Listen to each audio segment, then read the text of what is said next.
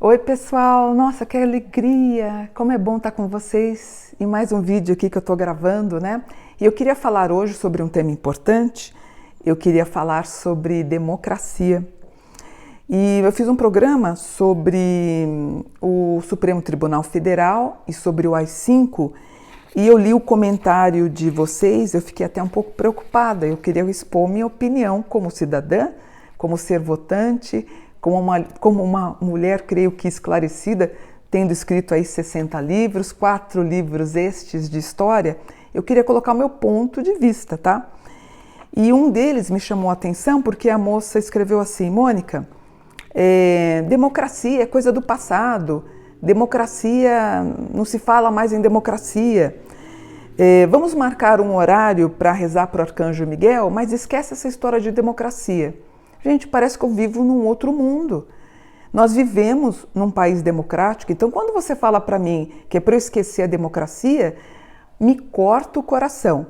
Aí se você fala assim para mim: Mônica, você está errada, isso não existe mesmo. Olha, desculpe, vivemos num sistema democrático. E por que eu estou falando isso? Nós estamos numa conjunção muito pesada, Plutão em mau aspecto com Plutão.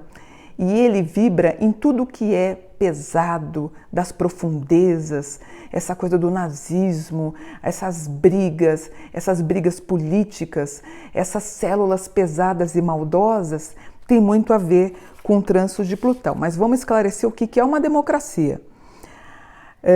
A democracia, portanto, é um regime político onde todos os cidadãos eles participam dessa sociedade de modo igualitário. Então, vem de democratia, que significa que o governo é do povo. Ele vai diferir, portanto, da monarquia, onde o poder é mantido por um grupo pequeno, pela ditadura ou pela tirania. Então, ele vai diferir porque você vai fazer todo o governo para uma sociedade.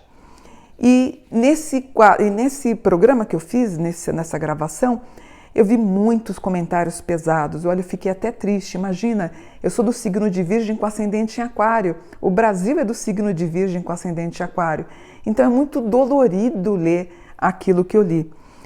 Basicamente falaram que existiam os ministros, que eles eram corruptos, que eles eram comunistas, que eles, na verdade, eram todos da época do Lula e que tinha que ter uma limpeza, que estava tudo errado.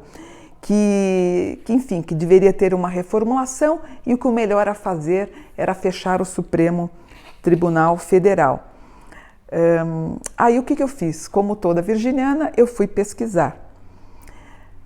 Só para deixar claro que eu acho que merece aí uma resposta, né? Portanto, na composição então do Supremo Tribunal Federal, todos os ministros foram indicados por presidentes, em exceção do Itamar Franco. Quando eu fui para a Rádio Mundial, para a Rádio Vibe Mundial, um amigo meu, César Romão, me indicou lá para a Miriam. Ele, por exemplo, ele é um católico, mas não sei se eu vou ser clara. Ele sendo católico, ele não vai me influenciar em ser católica. Ou, por exemplo, e a segunda pessoa que falou no meu nome foi um wiccaniano. Nem por isso eu me tornei uma wiccaniana.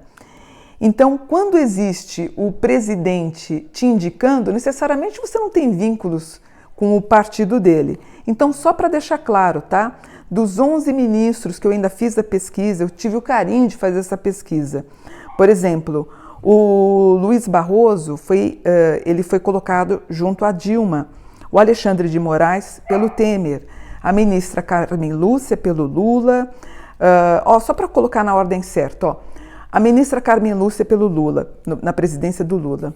O Dias Toffoli também pelo Lula. O Luiz Fux pela Dilma. A Rose Weber pela Dilma. Luiz Barroso pela Dilma. Luiz Edson pela Dilma. Alexandre de Moraes pelo Temer. O Celso de Mello ainda no governo Sarney. O Marco Aurélio pelo Collor. Gilmar Mendes pelo Fernando Henrique Cardoso. E o Lewandowski pelo Lula. E eu aproveitei para... Eu acho que eu concordo em parte quando vocês falam: Mônica, mas se você somar, dos 11, praticamente 7 são relacionados a um governo petista. Eu não estou tirando a razão de vocês, mas isso não quer dizer que eles fazem parte do PT.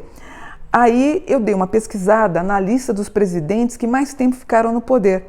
O Getúlio Vargas ficou com 18 anos, o Fernando Henrique Cardoso com 8 e o Lula também com 8 anos. Depois nós tivemos o Figueiredo com 6 anos.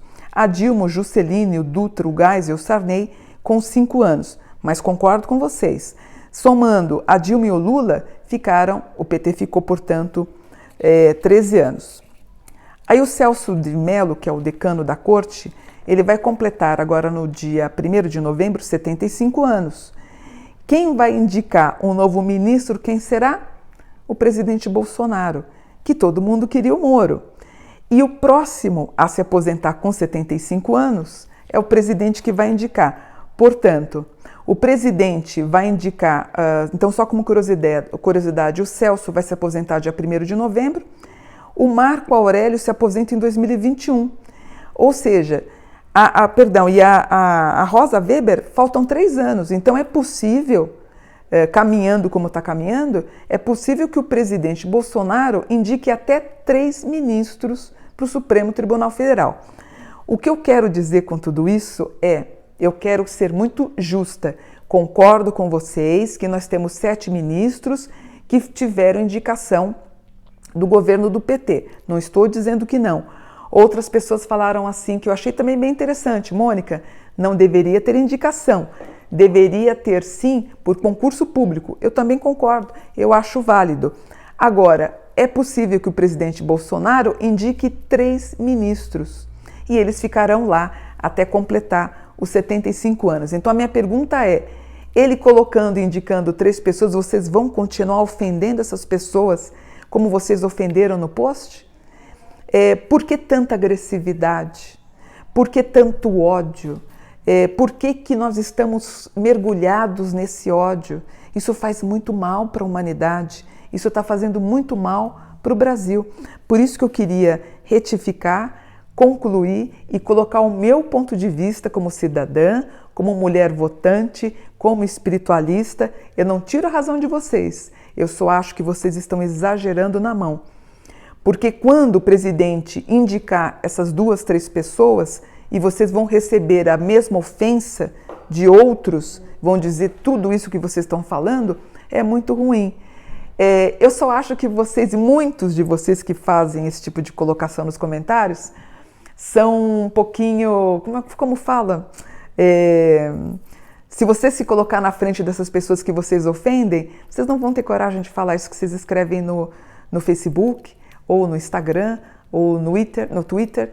Então fica todo mundo cheio de coragem, mas no fundo, se você colocar na frente da pessoa, vocês não vão ter essa coragem. Então, de forma carinhosa, eu queria que vocês repensassem sobre o tema e sobre o assunto, tá bom? Gratidão! Se você gostou, não esqueça de curtir e não esqueça de se inscrever aqui no meu canal. Até o próximo vídeo. Gratidão, namastê!